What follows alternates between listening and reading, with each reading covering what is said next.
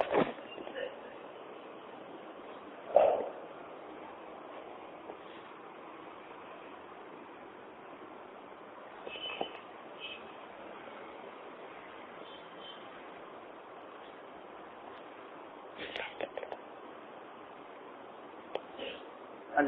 لله رب العالمين والصلاة والسلام على رسوله النبي الكريم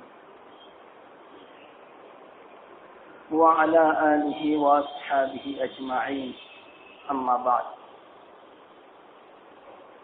فأعوذ بالله من الشيطان الرجيم بسم الله الرحمن الرحيم فليحذر الذين يخالفون عن أمره أن تصيبهم فتنة أو يصيبهم عذاب أليم صدق الله مولانا العظيم.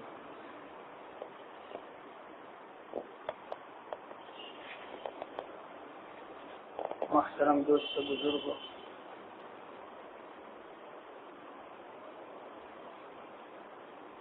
وہ طویل حدیث جو میں نے شروع کی تھی وہ گزشتہ جمعہ کو پوری ہو چکی.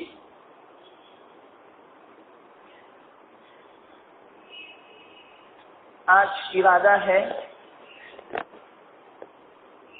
کہ وہ مختصر احادیث جو آقائے دو جہاں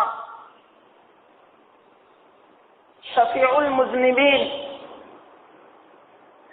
امام الاولیاء محمد مصطفیٰ احمد مجتبی صلی اللہ علیہ وسلم نے جو بیان فرمائی اس زمانے کے اعتبار سے، گویا آپ کے سامنے یہ زمانہ آنکھوں کے سامنے ہو، اس طرح سے پیشین گویا فرمائی، فتنے کے زمانے کی علامتیں بیان فرمائی. آج ارادہ ہے کہ وہ مختصر احادیث آپ حضرات کے سامنے پیش کروں. اللہ تعالیٰ مدد فرماوے، صحیح کہنے کی اخلاص کے ساتھ توفیق عطا فرماوے.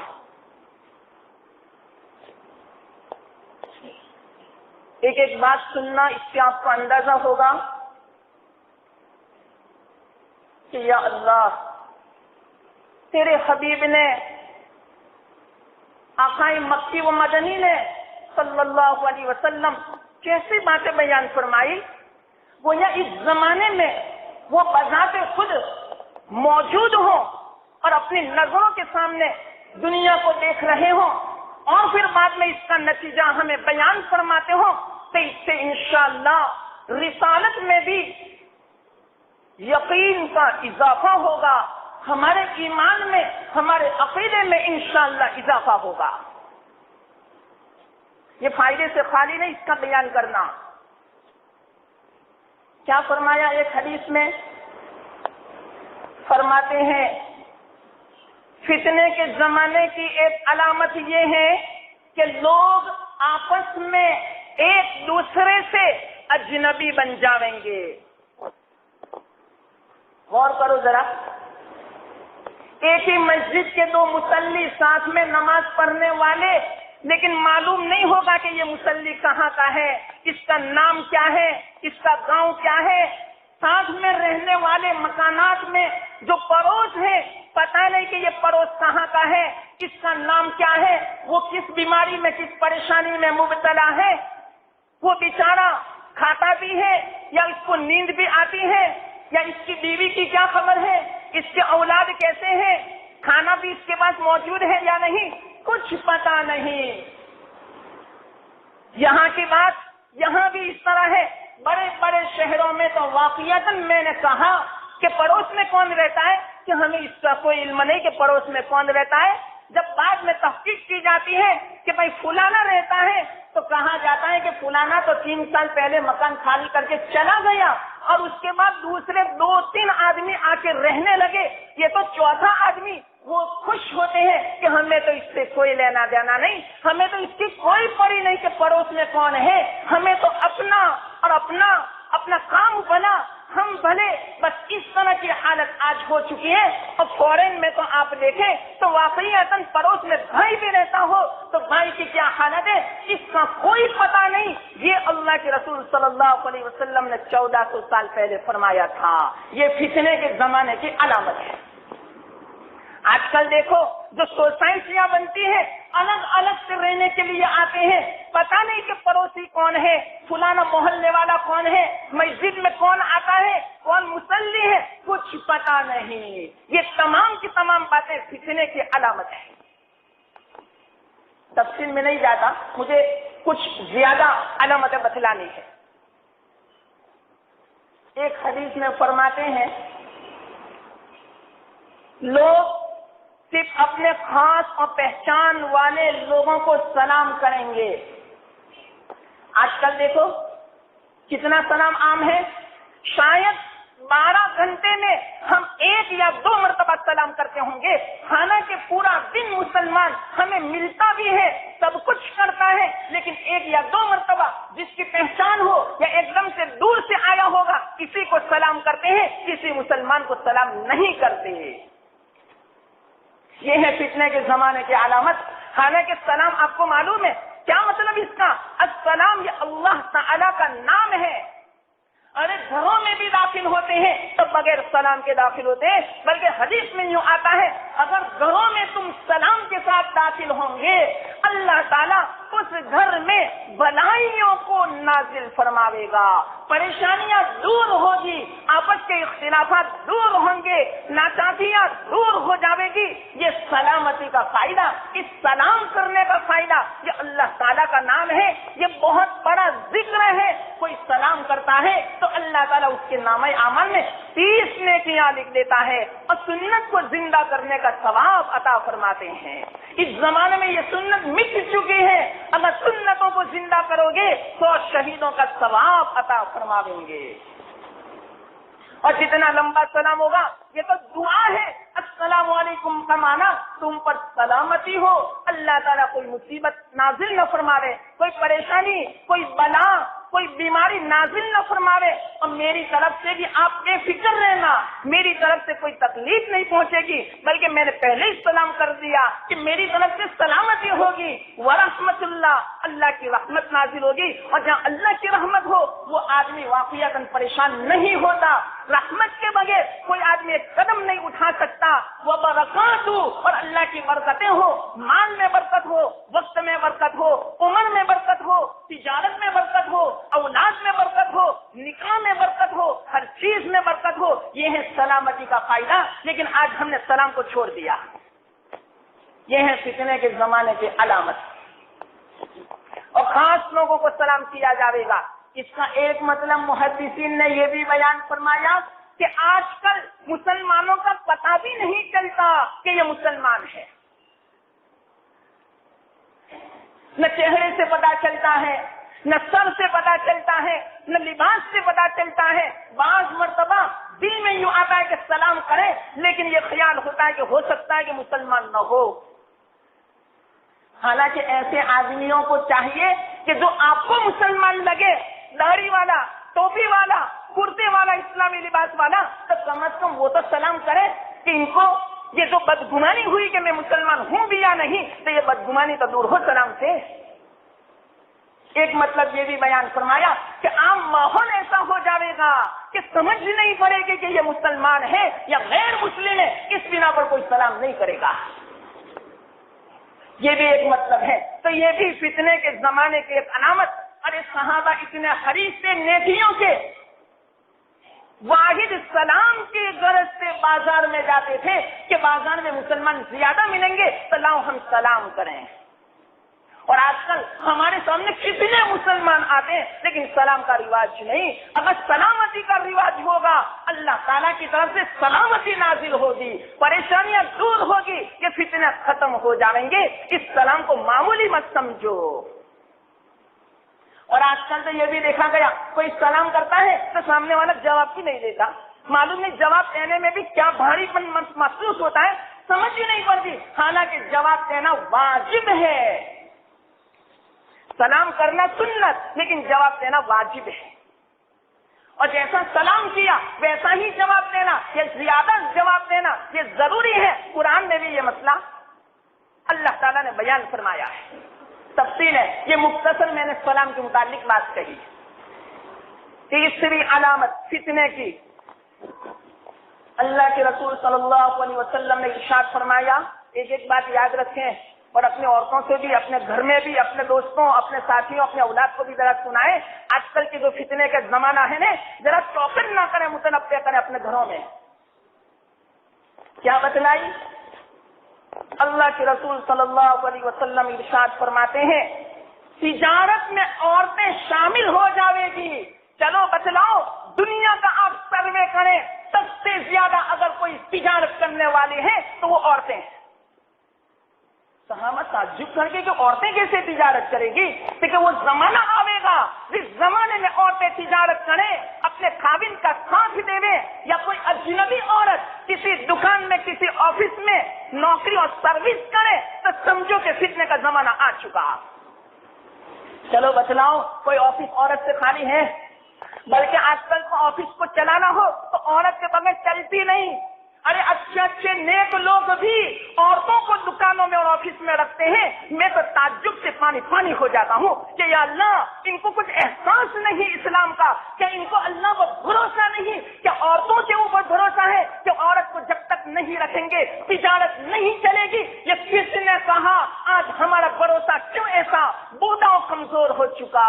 یاد رکھنا، فتنے کی علامت ہے، اور وہ سن لینا مسئلہ، جس تجارت میں عورت شامل ہوگی اور شرعی حدود قائم نہیں کرے گی، پردے میں نہیں ہوگی، وہ تجارت حرام ہو جاتی ہے، وہ آفس کا کام حرام ہو جاتا ہے۔ علماء نے اس کی وضاحت لکھی ہے۔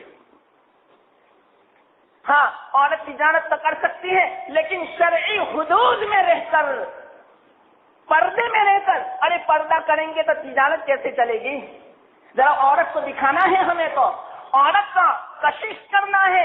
کیوں؟ تجارت میں عورتوں کو اسی لیے شامل کیا جاتا ہے کہ تجارت میں لوگ کشش اور اسی طرح کھینچے اور تجارت کے لیے آ رہے دکانوں میں، اور تجارت میں وسعت ہو، اس بنا پر عورتوں کو شامل کیا جاتا ہے۔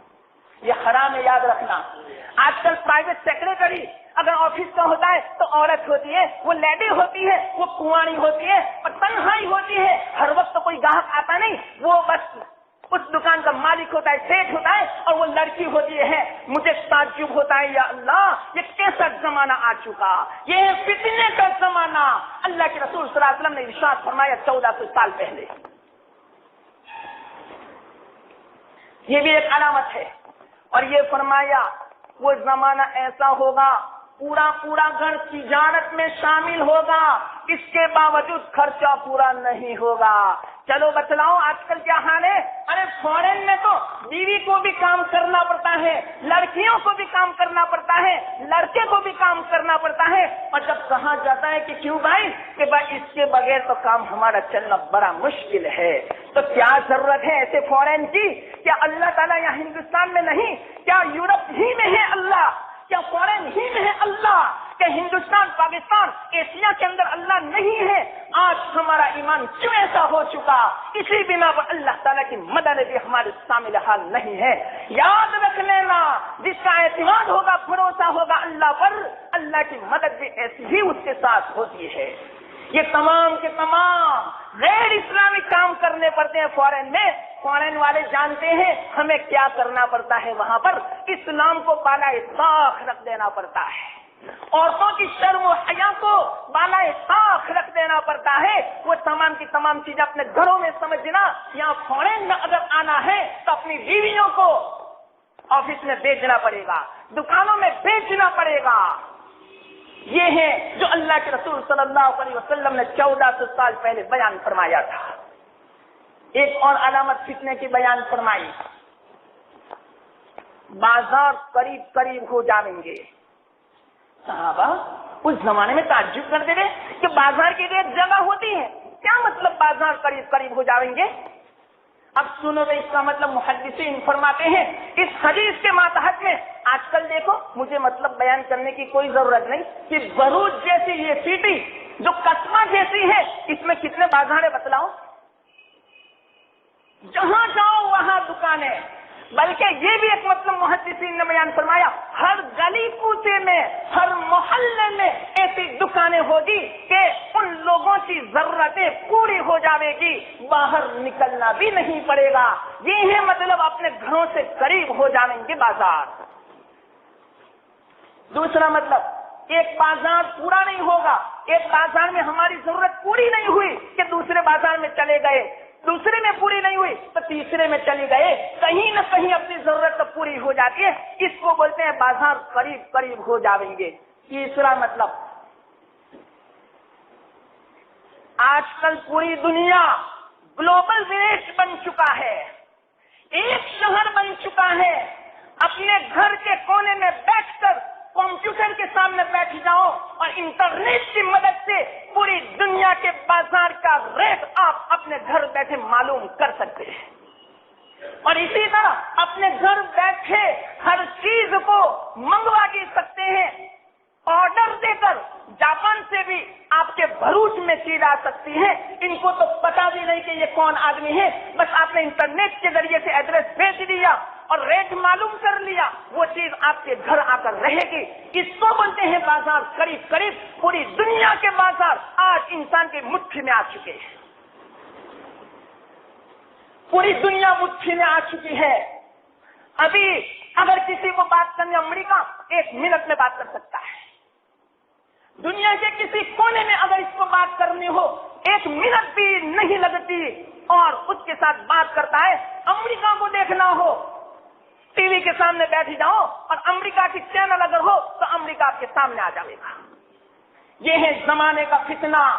अल्लाह के रसूल सल्लल्लाहु अलैहि वसल्लम बतलाओ, ये कौन बतला सकता है? नबी ही बतला सकता है। इसको बोलते हैं बाजार करीब करीब हो जाएंगे। एक और अलामत बतलाई, जमाना करीब हो जाएगा। क्या मतलब जमाना करीब होने का? उम्रें छोटी हो जाएगी। हमारी 50-60 साल उम्र गुजर जाती है, ऐसा लगता है अभी हम बच्चे थे, अभी स्कूल जाते थे, अभी कॉलेज जाते थे, अभी नौजवान थे, अभी हमने निकाह किया था, अब बूढ़े भी हो चुके। उम्र घट जाएगी। ये है जमाना करीब होने का मतलब। बल्कि एक हदीस में तो सराहत के साथ फरमाया, 1 साल महीने के बराबर। अरे बतलाओ, जब रमजान आता है तो हम कहते हैं ना अभी रमजान गया और दूसरा अभी गया। इसको बोलते हैं साल महीने के बराबर, महीना हफ्ते के बराबर, हफ्ता दिन के बराबर और दिन घंटे के बराबर और घंटा आंख के शोले के बराबर। कि आंख का शोला उठता है फौरन बुझ जाता है, अरे पता भी नहीं चलता कि यहाँ मस्जिद में से जब निकलेंगे तो 2 घंटे हो गए, पता भी नहीं चला। अरे 12-12 घंटे हो गए दिन का, कोई काम भी नहीं हो गया। एक आध काम होता है, हालांकि पहले जमाने में एक दिन में कितने काम होते थे। इसको बोलते हैं जमाना करीब हो जाएगा, जो अल्लाह के रसूल सल्लल्लाहु अलैहि वसल्लम ने 1400 साल पहले फितने के जमाने की अलामत बयान फरमाई। आगे फरमाते हैं, जबकि दुआ और तहारत के अंदर ज्यादती की जाएगी। इसकी मैं ज्यादा तफसील में नहीं जाता, एक सिर्फ मामूली मतलब समझा दूं। तहारत में ज्यादती का मतलब क्या? ज्यादा से ज्यादा वुजू में उस वक्त को 3 मरतबा धो सकते हैं, 3 से ज्यादा नहीं। लेकिन आजकल बात लोग 3-3, 4-4, 5, 6 मरतबा धोते हैं, फिर भी सुकून और इत्मीनान नहीं होता। ये फितने के जमाने की अलामत है। गुस्ल में 1-1 घंटा पानी में बैठे रहते हैं, इत्मीनान नहीं होता। ये तो शक की बीमारी है, ये तो फितने की अलामत है। अल्लाह के रसूल सल्लल्लाहु अलैहि वसल्लम ने बयान फरमाई। और क्या फरमाया कि अरब तो पहाड़ी इलाका है, रेगिस्तानी इलाका है, सहराई इलाका है, लेकिन वो फितने के जमाने में बागो बहार हो जाएगा, दरिया नदियां हो जाएगी और रास्ते ऐसे हमवार हो जाएंगे कि बेफिक्र होके तुम चलते रहो। चलो बतलाओ, आज पूरा अरब कैसा है? हिंदुस्तान से भी खूबसूरत बन गया। हालांकि वो तो पहाड़ी इलाका, सहराई, रेगिस्तानी इलाका अल्लाह के रसूल सल्लल्लाहु अलैहि वसल्लम ने 1400 साल पहले फरमाया था। ऐसा जब हो तो समझ जाओ कि फितने का जमाना आ चुका। और क्या फरमाया? एक रिवायत में फरमाते हैं जमाना बुरा हो जाएगा। मुहद्दिसीन फरमाते हैं जमाना बुरा होने का मतलब क्या? कि आमतौर آدمی بوڑھا ہونے کے بعد مر جاتا ہے تو یہ زمانہ برہا ہو چکا، اب قیامت کی دیر ہے۔ اور جب آدمی بوڑھا ہو جاتا ہے تو نیک کام نہیں کر سکتا، سستی آ جاتی ہے اور بیماریاں گھر کر جاتی ہے، تو اسی طرح وہ زمانہ نیک کاموں سے سست پڑ جاوے گا۔ عام طور پر لوگ نیک کام نہیں کریں گے اور برائیوں میں، گناہوں میں، شرور میں، فساد میں، فتنوں میں مبتلا ہو جائیں گے۔ یہ مطلب زمانے کے برہا ہونے کا۔ دوسرا مطلب محدثین نے فرمایا کہ عام طور پر جب آدمی برہا ہو جاتا ہے تو بیماریاں جب اس سے لاگو ہوتی ہے تو وہ بیماریاں اچھی نہیں ہوتی علاج سے، تو زمانہ جب برہا ہو جاوے گا یعنی گناہ عام ہو جائیں گے، اصلاح بہت مشکل ہے۔ جس طرح بوڑھے آدمی کی بیماریوں کا علاج مشکل ہے، اسی طرح زمانہ جب خراب ہو جائے گا، آج فتنہ عام ہو چکا ہے، اس کا علاج بہت مشکل ہے۔ اس کو بولتے ہیں زمانہ برہا ہو جائے گا۔ ایک روایت میں فرماتے ہیں فتنے کے زمانے کی علامت قرآن کی تعلیم کو آر سمجھا جاوے گا، ایپ سمجھا جاوے گا۔ چلو بتلاؤ ہے کہ نہیں؟ کتنے مالدار ایسے گھرانے ہیں کہ جس گھر کے اندر ان کا لڑکا عالم ہو، حافظ قرآن ہو، اگر 3 بچے ہوں گے تو تینوں کو دنیاوی تعلیم دے گا، عصری علوم سے مالا مال کرے گا، حافظ قرآن نہیں بناوے گا، عالم دین نہیں بناوے گا۔ کیا وجہ ہے؟ یہی تو وجہ ہے جو فرمایا کہ قرآن کی تعلیم کو ایپ سمجھا جاوے گا کہ ملا بن کے کیا کھائے گا؟ کیا اللہ کو بھروسہ نہیں؟ ارے ملا تو اللہ کا خلیفہ ہوتا ہے، رسولوں کا نائب ہوتا ہے۔ کیا دوسروں کو اللہ دشمنوں کو کھلاتا ہے، کیا اپنے لوگوں کو نہیں کھلاوے گا؟ کیوں آج ہمارے گھروں میں اس طرح قرآن کی تعلیم کو ایپ سمجھا جاتا ہے؟ چلو بتلاؤ، جو انجینئر ہو، جو ڈاکٹر ہو، جو گریجویٹ ہو، اس کا بچہ عالم ہے؟ چلو بتلاؤ، ایک مثال تو ہو سکتا ہے کہ لاکھوں میں آپ 1-2 مثال دے دیں، لیکن اکثر ایسے ہیں کوئی نہیں پڑھاتا، بلکہ دماغ میں خیال تک نہیں آتا کہ میں اپنے بچے کو عالم بناؤں۔ اس کو بولتے ہیں قرآن کی تعلیم کو اور سمجھا جاوے گا۔ ایک روایت میں اللہ کے رسول صلی اللہ علیہ وسلم ارشاد فرماتے ہیں فتنے کے زمانے کی علامت کیا بیان فرماتے ہیں؟ بغور سننا، طویل روایت ہے۔ اے میرے صحابہ، وہ زمانہ کیسا ہوگا کہ جس زمانے میں نوجوان فاسق، فاجر اور بدکار بن جاویں گے اور لڑکیاں، عورتیں سرکش اور آزاد بن جاوے گی۔ کیا مطلب؟ چلو بتلاؤ، آج کل کے نوجوان 5 وقت کا نمازی ہیں، چہرے پر سنت رسول ہیں، ان کی باتیں ہوگی، دوستوں کی جو مجلسیں ہوگی، یا تو جھوٹ ہوگا، یا تو گناہ ہوگا، یا تو بے حیائی کی باتیں ہوگی، یا تو سنیما دیکھنا ہوگا، یا ٹی وی میں فحش ڈرامے دیکھنا ہوگا، یا عورتوں کے ساتھ باتیں کرنا ہوگا، یا فون میں کچھ کرنا ہوگا۔ آج کل کے نوجوانوں کی یہ عام بیماری ہو چکی ہے۔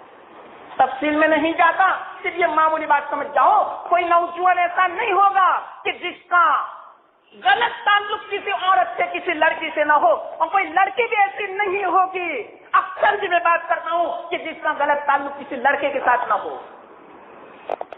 یہ ہے اللہ کے رسول صلی اللہ علیہ وسلم نے 1400 سال پہلے فرمایا تھا، عورتیں لڑکیاں آزاد ہو جاوے گی، اپنے شوہروں سے ہاتھ سے نکل جاوے گی، ماں باپ کی ماتحتی سے نکل جاوے گی۔ یہی آزادی کا نتیجہ ہے کہ لڑکیاں فیشن پر چلی گئی۔ اگر ان کے ماں باپ اور ان کے شوہر کی چلتی تو لڑکیاں، عورتیں پردے میں نہ ہوتی؟ کیا اس طرح آزاد گھومتی؟ کیا اس طرح اپنے بدن کو لوگوں کے سامنے دکھاتی پھرتی؟ یہی آزاد پڑے ہیں شادیوں میں، رمیوں میں۔ جب شوہر سے، گھر والوں سے کہا جاتا ہے کہ یہ تو سنت کے خلاف ہے، تو کہتے ہیں کہ عورت نہیں مانتی۔ کیا وجہ عورت نہیں مانتی؟ عورت آزاد ہو چکی ہے۔ آج کل کے بیچارے جو خاوند و شوہر ہیں، وہ زن مرید ہو چکے ہیں، اپنی بیوی کے مرید ہو چکے ہیں۔ بیوی جو کہے سر آنکھوں پہ، اپنا دوست جو کہے سر آنکھوں پہ، والدین کی اطاعت نہیں، بڑوں کی اطاعت نہیں، نیک لوگوں کی اطاعت نہیں، علماء کی بات کو نہیں مانیں گے۔ ان کی بیوی جو کہے گی چاہے جہنم میں چھلانگ مارنے کے لیے کہے تو اس میں بھی کود پڑیں گے۔ اس کو بولتے ہیں عورتوں کی آزادی اور سرکشی۔ جب یہ بات فرمائی صحابہ نے فرمایا یا رسول اللہ کیا ایسا ہو سکتا ہے؟ صحابہ کو تو تعجب ہی ہوئے ہیں۔ صحابہ کو کوئی گناہ کا کام تصور بھی نہیں کر سکتے تھے۔ ارے جو مکروہ کام اس کا بھی تصور نہیں کر سکتے، ارے مکروہ سے نیچے جو غیر مستحسن ہو، ناپسندیدہ ہو، اس کو بھی وہ تصور نہیں کر سکتے تھے۔ ایک مختصر واقعہ میں سناؤں۔ اللہ کے رسول صلی اللہ علیہ وسلم کی وفات ہوئی، دنیا سے پردہ فرما لیا۔ ہمارا عقیدہ ہے وہ زندہ ہے، لیکن دنیا سے پردہ فرما لیا۔ تو اس وقت جو غم تھا، مجھے منظر کشی نہیں کرنی، وقت نہیں، ورنہ میں آپ کو منظر کشی کرتا کہ اس وقت صحابہ کی کیا حالت تھی، کیا ہوا۔ تمام صحابی غم کے اندر مبتلا تھے۔ حضرت عثمان غنی رضی اللہ تعالیٰ نے اپنے چہرے پر کپڑا ڈالا ہوا تھا اور غم کے عالم میں گھوم رہے تھے۔ حضرت عمر نے ان کو سلام کیا، لیکن حضرت عثمان کو پتا ہی نہیں تھا کہ مجھے کسی نے سلام کیا۔ عام طور پر ایسا ہوتا ہی ہے کہ غم کی حالت میں کچھ پتا نہیں چلتا، کچھ محسوس نہیں ہوتا، بلکہ خود حضرت عمر بھی کھلی تلوار لے کر نکل پڑے تھے۔ کسی نے یوں کہا کہ اللہ کے رسول صلی اللہ علیہ وسلم دنیا سے جا پہنچے، آخرت میں پہنچ گئے، یاد رکھنا اس کا گلا میں اڑا دوں گا۔ بے قابو ہو چکے تھے، مغلوب الحال ہو چکے تھے۔ اسی طرح تمام صحابہ کی حالت تھی۔ تو حضرت عمر نے سوچا مجھے سلام کا جواب کیوں نہیں دیا۔ دیکھو اس وقت کی سوچ، آج اگر سلام کا جواب نہیں دیں گے، چلو کوئی حرج کی بات نہیں، جواب نہیں دیا تو کیا حرج، آئندہ سے میں سلام نہیں کروں گا۔ آج کل کی ہماری سوچ یہ ہے۔ تو کیا فرمایا، حضرت ابو بکر خلیفہ تھے، ان کے خلافت میں اور ان کے دربار میں یہ مقدمہ پیش کیا۔ ارے ایسے بھی مقدمات ہوتے تھے، آج کل کے عورت میں ایسا مقدمہ کسی نے دائر کیا؟ غلط مقدمات تو دائر کریں گے، جھوٹے مقدمات تو دائر کریں گے، لیکن کسی نے ایسا مقدمہ دائر کیا کہ میں نے عثمان کو سلام کیا، جواب نہیں دیا۔ ذرا پوچھو کیا وجہ ہے، مجھ سے کیا دشمنی ہے کہ مجھے سلام کا جواب نہیں دیا؟ دیکھو ایک معمولی بات تھی، لیکن اس کو بھی کتنا برا سمجھا، کتنا خطرناک سمجھا۔ یہ تھا صحابہ کا زمانہ۔ حضرت ابو بکر نے بلایا حضرت عثمان کو، حضرت عثمان سے پوچھا آپ نے جواب کیوں نہیں دیا؟ حضرت عثمان نے فرمایا مجھے کچھ پتا ہی نہیں، واللہ ما شعرت، خدا کی قسم مجھے کچھ پتا ہی نہیں۔ کہ بھائی کیوں نہیں پتا؟ کہ اللہ کے رسول صلی اللہ علیہ وسلم کی وفات کا غم ایسا تھا۔ حضرت ابو بکر نے فرمایا صحیح، بالکل صحیح آپ فرماتے ہو، سب کے اوپر یہ غم ہے۔ تو حضرت عمر کو جواب دیا کہ دیکھو یہ بات ہے کہ چلو اب مجھے اطمینان ہو چکا۔ پھر کیا ہوا معلوم؟ حضرت عثمان فرماتے مجھے تو ایک تو یہ غم تھا وفات کا، اور دوسرا غم یہ ہے ایک سوال کرنا میں بھول گیا، اس لیے مجھے ڈبل غم تھا۔ آج کسی مسلمان کو غم ہے کہ دین کے بارے میں مسئلہ معلوم نہ ہو، علم معلوم نہ ہو تو نیند بھی آ جائے گی، اور ہفتہ ہفتہ 10 دن گزر جاتے ہیں لیکن کسی عالم کو مسئلہ نہیں پوچھتے۔ تعجب کی بات ہے۔ آج کل اگر باتیں ہوگی تو دنیا کے بارے میں ہوگی، دنیا کی تجارت کے بارے میں دعاؤں کی درخواست ہوگی، لیکن کسی نے آج تک ایسا فون نہیں کیا کہ مولانا دعا کرنا کہ میں نیک بن جاؤں، میں 5 وقت کا نمازی بن جاؤں، میری زندگی میں سنتیں زندہ ہو۔ کبھی کسی نے اس طرح کا سوال بھی نہیں کیا، نہ فون کیا۔ ہاں تجارت کی برکت کی دعائیں کی ہوگی، صحت یابی کی دعا کی، یہ درخواست کی ہوگی، لیکن آج کل یہ حال ہو چکا ہے۔ یہ ہے فتنے کے زمانے کی علامت۔ تو کیا فرمایا کہ وہ کون سا غم ہے دوسرا؟ حضرت عثمان نے فرمایا کہ میں ایک بات پوچھنا بھول گیا کہ یہ تو دین ہے، دین، اس کی بقا اور اس کی حفاظت کس میں ہے، یہ سوال کرنا میں بھول گیا۔ دیکھو ان کو دنیا کی فکر نہیں تھی، دکان باقی رہی اس کی فکر نہیں تھی، ہمارا بینک بیلنس باقی رہے اس کی فکر نہیں تھی، بلکہ فکر کس کی تھی؟ میرا دین کیسے باقی رہے، میں سوال کرنا بھول گیا۔ ایک ایک بات میں ہمیں سبق لینا ہے۔ تو کیا فرمایا حضرت ابو بکر صدیق رضی اللہ تعالیٰ عنہ نے، یہ سوال میں نے کر لیا ہے۔ حضرت عثمان تو خوشی میں جھوم اٹھے اور یوں فرمایا فدا ہوا ابی و امی، میرے ماں باپ آپ پر قربان۔ آپ ہی اس سوال کے مستحق تھے کہ آپ پوچھیں اور اس کا جواب آپ کو دیا جاوے، تو انہوں نے پوچھا کہاں جواب دیا؟ حفاظت کس میں ہے؟ تو فرمایا اس دین کی حفاظت اس کلمے میں ہے جس کلمے کو میں نے ابو طالب کے سامنے پیش کیا تھا، اس کلمے میں اس دین کی حفاظت ہے۔ کیا مطلب اس کا؟ کلمے میں کیا ہے؟ عقیدہ اور عمل۔ کلمے کا تقاضا یہ ہے کہ عقیدہ ہمارا صحیح ہو اور اسی طرح ہمارا عمل کلمے کے مطابق ہو، اس کو بولتے ہیں کلمے کی حفاظت۔ جس نے عقیدہ اور عمل صحیح کر لیا اس نے اپنے دین کی حفاظت کر لی۔ یاد رکھنا اس میں بڑی تفصیل ہے، مجھے آگے بیان کرنا، اس سے میں چھوڑ دیتا ہوں۔ تو یہ فرمایا، تو دیکھو اس زمانے کا معمولی قصہ بیان کیا کہ سلام کا جواب نہیں دیا، کتنا خطرناک سمجھا۔ اس بنا پر صحابہ نے کہا یا رسول اللہ نوجوان فاسق ہو جائیں گے، عورتیں آزاد ہو جائیں گی، تو فرمایا اس سے بھی زیادہ خطرناک ہوگا۔ اب یہ بات میں دوسری مرتبہ بیان کروں گا، آگے ایک علامت میں بتلا دوں، اور بھی بہت ساری علامتیں ہیں۔ یہ جو حدیث ہے نا اس کو میں بعد میں سناؤں گا۔ ایک حدیث میں فرمایا اللہ کے رسول صلی اللہ علیہ وسلم نے علم کو اٹھا لیا جائے گا۔ کیا مطلب اس کا؟ حالانکہ بائبل کی روایت میں یوں ہے کہ علم کی کثرت ہوگی بغیر سننا، تو دونوں روایتوں میں تعارض ہے۔ ایک میں یوں فرماتے ہیں کہ علم اٹھا لیا جائے گا، اور دوسری روایت میں علم کی کثرت ہوگی۔ تو سن لینا، علم کسے بولتے ہیں؟ علم وہ ہوتا ہے جو انسان کو آخرت کی فکر دل میں بٹھاوے، اللہ کی معرفت دل میں بٹھاوے، آخرت کی فکر ہو، پڑوسیوں کے حقوق کی فکر ہو، ماں باپ کی فرما برداری ہو، اپنے بیوی کے حقوق کو ادا کرنا ہو، دنیا و آخرت میں راحت اور سکون کا ذریعہ بنے، وہ ہے علم صحیح معنوں میں۔ قرآن اور حدیث میں بہت سارے دلائل ہیں جو میں نے بیان کیے اس کے۔ اور یہ جو علم کی کثرت کا مطلب کیا؟ معلومات کا سیلاب ہوگا۔ یعنی کیا فرمایا آپ صلی اللہ علیہ وسلم نے؟ فتنے کی زمانے کی علامت یہ ہے اس زمانے میں معلومات کا سیلاب ہوگا، اس زمانے میں واقعتاً معلومات کا سیلاب ہے۔ کتنا سیلاب معلوم؟ میں مختصر 2-3 مثال میں بیان کر دوں دنیاوی علم کے بارے میں۔ ابھی چند سال پہلے لندن میں ایک سیمینار ہوا تھا جس میں مختلف قسم کے لوگ جمع ہوئے تھے، پوری دنیا کے بڑے بڑے سائنسدان، بڑے بڑے ڈاکٹر اس سیمینار میں حاضر ہوئے تھے، اور اس سیمینار کا عنوان تھا انفارمیشن اوور لوڈ، یعنی معلومات کا حد سے زیادہ بوجھ۔ اس پر یہ سیمینار ہوا تھا، تو اس کے اندر بڑے بڑے جو ماہرین نے اپنا جو سروے کیا اس میں یوں کہا، اس وقت کی میں بات کرتا ہوں 8-10 سال پہلے کی بات، آج کل کی نہیں، 8-10 سال پہلے علم کی کیا بہتات تھی اور علم کا کیا سیلاب تھا، اس سیمینار کا میں خلاصہ بیان کرتا ہوں۔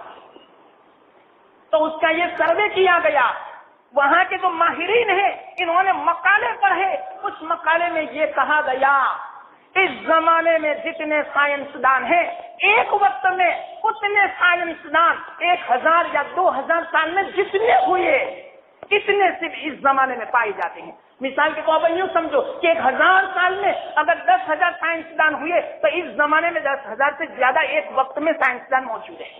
یہ علم کی بہتات ہے، یہ علم کا سیلاب ہے۔ اور یوں فرمایا تمام سائنسدان مل کر ہر منٹ کے اندر 2000 صفحات سائنسی تحقیقات کو وہ انٹرنیٹ کے اوپر مہیا کرتے ہیں۔ 2000 صفحات ایک منٹ میں، تو روزانہ 24 گھنٹے میں کتنے صفحات ہوئے معلوم؟ 10 کروڑ 30 کروڑ صفحات روزانہ علم میں ترقی ہو رہی ہے، اور روزانہ انٹرنیٹ کے اوپر یہ 30 کروڑ صفحات آتے ہیں۔ کتنی علم کی بہتات ہیں جو اللہ کے رسول صلی اللہ علیہ وسلم نے ارشاد فرمائی تھی۔ لیکن بتلاؤ یہ علم کی جو بہتات ہے اس نے انسان کے کتنے حقوق دیے؟ اللہ کی معرفت کروائی، پوری دنیا کے ستاروں کو، آسمان کے ستاروں کو پہچان لیا، اس کی تعداد کو، سمندروں کے قطرات کو گن لیا، دنیا کے درختوں کو پہچان لیا، لیکن ایک اللہ کو نہیں پہچانا اس علم نے۔ اس کو بولتے ہیں یہ علم ہلاکت خیز ہے، یہ ہلاکت میں مبتلا کرتی ہے۔ آپ ہی بتلاؤ یہ علم کی ترقی ایسی ہے کہ دنیا کو 5 منٹ میں ختم کر سکتی ہے۔ آج کل ایسے ایٹم بم اور ایسے دھماکے تیار ہو چکے ہیں اپنے علم کی صلاحیت کی بنا پر کہ پوری دنیا کو 10 منٹ میں ختم کر سکتے ہیں. یہ ہے آج کل کے علم کا خلاصہ اور نتیجہ. اور کمپیوٹر یہ تو اتنا زبردست اس دنیا کا ہے. میں آج 10 سال پہلے 96 کا کمپیوٹر کی میں بات کرتا ہوں کہ ان کے اندر سے ایک چپ ہوتا ہے, اس کے اندر 1,25,00,000 ٹرانزسٹر, اتنی خبریں انسان کی وہ خدمت کرتا ہے, اتنی خبریں وہ مہیا کرتا ہے. 1,25,00,000 ٹرانزسٹر. حالانکہ ٹرانزسٹر کتنا موٹا ہوتا ہے مانو, یہ انسان کا جو بال ہے نا کتنا موٹا, اس کا 600واں حصہ ہوتا ہے. اور اس کے اندر کتنی خبریں ہوتی ہیں, 1,25,00,000. یہ تو اس زمانے کی بات. اور اس زمانے